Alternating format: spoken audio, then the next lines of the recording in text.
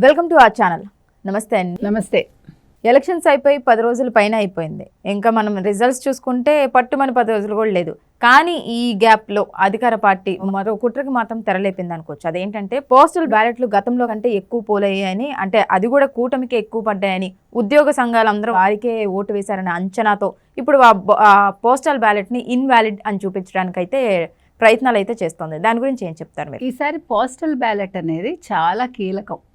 అంటే ఇప్పుడు గెలుపుకి పోస్టల్ బ్యాలెట్ కూడా ఒక నిర్ణయాధికారంగా ఉంటుంది. ఎందుకంటే ఇంచుమించు 5 లక్షల మంది అప్లై చేసుకున్నారు. అందులో కూడా 80% పైన, అంటే 85 దాకా ఏమో మనకు ఓట్లు పోలయ్యాయి. కాబట్టి వాళ్ళు వన్ సైడెడ్గా వేశారు అనేది అందరికీ తెలుసున్న ఓపెన్ సీక్రెట్.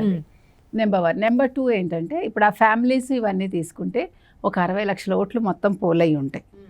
సో ఇవన్నీ కూడా రేపొద్దున్న ఏ పార్టీ గెలుస్తుంది అని చెప్పటానికి ఇది ఒక ఉదాహరణ అనమాట. ఇప్పుడు మీకు రేపొద్దున 4వ తారీఖు ఓట్ల లెక్కింపు ప్రక్రియ మొదలైనప్పుడు మొట్టమొదట చేసేది పోస్టల్ బ్యాలెట్ ఓట్లనే వాళ్ళు లెక్కిస్తారు. ఓకే.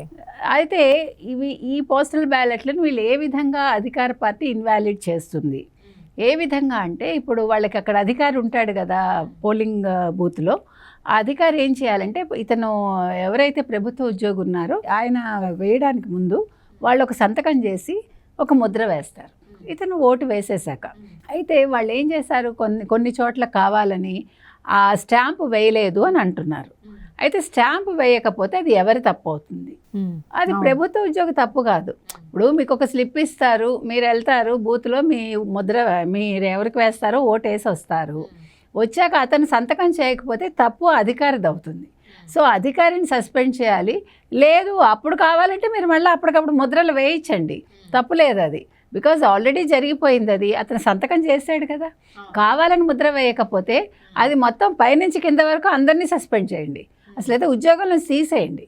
నెంబర్ 1. నెంబర్ 2, ఇవేవి కాదు మేము వినము అని అన్నారనుకోండి, అప్పుడేం చేయాలంటే మళ్ళీ రీపోలింగ్ పెట్టండి.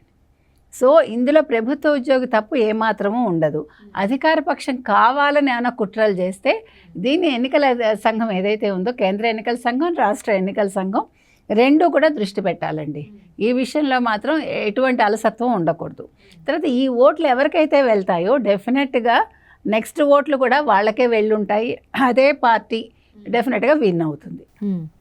ఇక్కడ అందరూ ఏం కోరుకుంటున్నారంటే 17C కోరుకుంటున్నారు. 17C ఏంటి? 17C అంటే ఇప్పుడు మీరు ఓటేశారండి, లేదు నేను ఓటు వేశాను, నేను నోటాకి వేయచ్చు, మీరు ఒక పార్టీకి వేస్తారు, కొన్ని ఓట్లు అసలు చెల్లవు. సో మొత్తం వివరాలన్నీ, ఒక బూత్కు సంబంధించిన వివరాలన్నీ ఆ 17C ఫామ్లో నింపుతారు. ఫామ్ 17Cలో మొత్తం నింపి అది పబ్లిక్కి అప్లోడ్ చేస్తారు.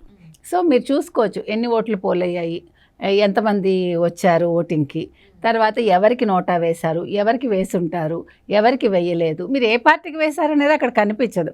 కాకపోతే ఎవరు వేశారు వేయలేదు మొత్తం వివరాలు వచ్చేస్తాయి. అంటే ఇంక్లూజివ్ ఆఫ్ నెంబర్తో సహా వస్తుంది మనకి. సో అది చాలా మంచిది కదా. ఇప్పుడు నాకు సందేహం ఉండదు, ఒక పబ్లిక్ పర్సన్గా, ఒక మనిషిగా నేను అవన్నీ తెలుసుకోవటం వల్ల నాకు ఒక సంతృప్తి ఉంటుంది. ఓకే ఈ బూత్లో ఇంత జరిగింది అని ఒక అంచనాకు వస్తాను నేను. దీని మీద ఎన్నికల సంఘం సుప్రీంకోర్టుకి వెళ్ళింది, ఇది పనికిరాదు, ఇది మంచిది కాదని. కానీ ప్రజాభిప్రాయం ఎలా ఉందంటే ప్రభుత్వ ఉద్యోగులు కావచ్చు, ప్రజలు కావచ్చు, మాకు 17C కావాలి, మీరు అప్లోడ్ చేయండి అని ఎన్నికల సంఘాన్ని అడుగుతున్నారు. ఇకపోతే ఇంక ప్రభుత్వ ఉద్యోగుల విషయానికి వస్తే, ప్రభుత్వ ఉద్యోగులు ఎవరి వైపు ఉన్నారు? అధికార పక్షం వైప, ప్రతిపక్షం వైప? చూసుకుంటే వాళ్ళు ప్రతిపక్షం వైపు ఉన్నారనే మనకు అర్థమవుతుంది. ఎందుకని? గతంలో చంద్రబాబు నాయుడికి ఇప్పుడుండే జగన్మోహన్ రెడ్డికి ఏంటి తేడా? ప్రభుత్వ ఉద్యోగులు మరి కొత్తలో వెళ్ళి అంతలాగా జగన్మోహన్ రెడ్డిని దేవుడు అన్నవాళ్ళు ఎందుకు నెగిటివ్ అయ్యారు అని చూస్తే, మనం జగన్మోహన్ రెడ్డి ఒక్కసారి కూడా మనకి తెలిసి ప్రభుత్వ ఉద్యోగుల్ని కలవలేదు. నెంబర్ 1. CS కూడా కలిసారో లేదో మనకు తెలియదు. నెంబర్ 3 ఏంటంటే ప్రభుత్వ ఉద్యోగులు పెద్ద ఎత్తున ఆ మధ్యన స్ట్రైక్ చేశారు, మీకు తెలుసు. ఇప్పుడు ఏమైందంటే వాళ్ళకి యాక్చువల్గా HR వాళ్ళకి 20% ఇస్తారండి. 20%లో 4% కోత పెట్టేసింది గవర్నమెంట్. ఇప్పుడు ప్రెజెంట్ అధికార పక్షం ఏదైతే ఉందో వాళ్ళు. తర్వాత వాళ్ళకేమో HR అట్లా చేశారు, తర్వాత DL చాలా పెండింగ్లో ఉన్నాయి. అది కాకుండా వాళ్ళకి మిగతావన్నీ కూడా వాళ్ళకి ఇవ్వాల్సిన బకాయిలు ఏవి రాలేదు. వీటన్నిటినీ మించి వాళ్ళకి ఏమవుతుందంటే ఇప్పుడు ఈ పెన్షన్ స్కీమ్లు ఏవైతే ఉంటాయో 10% వీళ్ళు వేసుకుంటే గవర్నమెంట్ 10% వేసి దాని మీద వచ్చేదాన్ని వీళ్ళకి ఇస్తుంది. అయితే వాళ్ళు ఏం చేశారు, గవర్నమెంట్ ఈసారి అధికార పక్షం తెలివిగా 10% వీళ్ళని వేయమని, వాళ్ళు 10% వేయలేదు. వీళ్ళు వేసిన 10% మీద వడ్డీలు అవన్నీ వస్తాయి కదా, అవన్నీ కూడా ప్రభుత్వం మరి తినేసిందో ఏం చేసిందో మనకు తెలియదు. ఈ 10% ఏదైతే ఉందో అది 2800 crores ఎంతో, అది మొత్తం వేరే దానికి వాడేశారు ఆ నిధులు. సో ఇవన్నీ కూడా ఉన్నాయండి. ఇప్పుడు ఒక ప్రభుత్వ ఉద్యోగి రిటైర్ అయితే వెంటనే వాళ్ళకి రావాల్సినవి ఏవి రావు.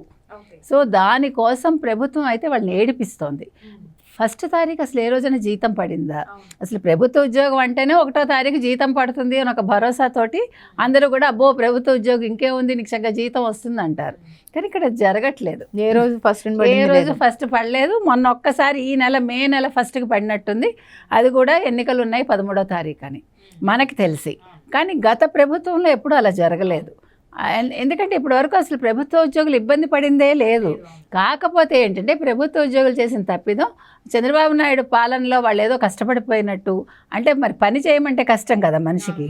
సో ఈయన రాగానే వెళ్ళి మీరు దేవుడండి, మీరే మాకు దిక్కండి అన్నారు. ఆయన అన్ని దిక్కులు చూసుకోండి, మీరు అందరూ దిక్కులు చూడండి అని చెప్పి ఆయన మొత్తం అన్నీ కట్ చేసి పడేశాడు.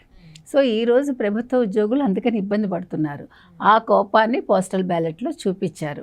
గతంలో పోస్టల్ బ్యాలెట్ ఓటింగ్లు మనకు ఎంత వచ్చింది, 1,50,000 ఎంతో. అందులో 59% ఓట్లు చెల్లలేదు, ఒక 41% చెల్లుబడయ్యాయి. దానికి కారణం ఏంటి, సరైన అవగాహన లేకపోవటం, పోస్టల్ బ్యాలెట్ ఎలా వేయాలి ఏంటి అని.